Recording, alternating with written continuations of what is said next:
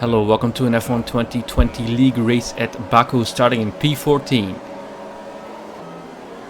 And having a decent start, not great. Now because I got a little messy in front of me, I was forced to hold back. Although I did get lucky breaking into turn 1. And now again I have to lift for these guys. And yeah, surely not a great start. Now going through turn 2 and I ended up at the back of the pack. However, I'm able to kind of keep up in these slow sections.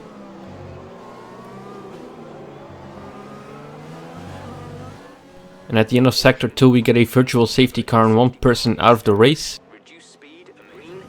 And a lot of people already head into the pits for a new front wing, most likely. That already gains me quite some track position now in P8. So having been quite cautious at the start was very much rewarded. And in lap for another virtual safety car because someone has crashed. And again, quite some people head into the pits, leaving me in P3 even. Now a little bit later on in the same lap, my teammate's behind me and he wants to pass. And he does it in this section, which was not very smart. I really slammed into the wall there. Yeah, it's just too narrow to overtake. And I need a new front wing now. So that obviously lost me a bunch of positions now in P8. And there's now a Williams behind me who's a lot faster. Breaking into turn 15, he hits me, making me have to save the car. And then he hit me again. So then I really didn't feel like giving him a lot of space. And then he crashed into me with his front wing. So that gave him some damage. Now he is about to pass me because he gets the RS. And he was a little bit angry about that. And he almost crashed into me. Now the painful thing is I can't even pass him despite his front wing damage. Just because he's that much faster. Now at the end of the lap he did box for a new front wing. And then in lap 8 for the first time a real safety car. The safety car has been deployed. And this one got me into P5 because of people pitting again. Now waiting for the leader to take off. And there's already a Red Bull behind me. I mean a Red Bull sandwich.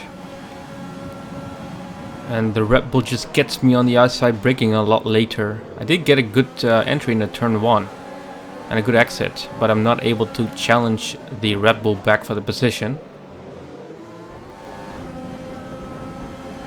Now on to turn 3 we go. And yeah, really have to be quite careful. Because it's such a tricky circuit for restarts. But it's pretty fun anyway. Now under pressure of the Mercedes behind me. And I kind of cracked under pressure, locking up. Having to cut this turn. And lost quite some momentum because of that, enabling the Williams to pass me. And a little bit later also the Alfa Romeo. And then onto the Castle section, the Alfa Romeo loses his car and I crashed right into him. And two cars behind me also got front wing damage.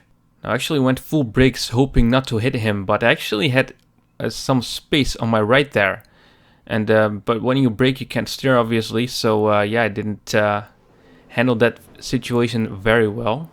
But still we did go pretty quick and then it's hard to react to that in the best way possible.